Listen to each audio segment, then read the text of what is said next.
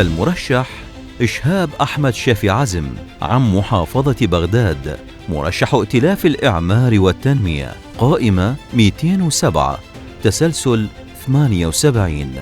سياسي وباحث ومحلل سياسي ورجل أعمال، لديه مئات المقالات والكتب في الصحف والمجلات العراقية والعربية ومواقع الإنترنت.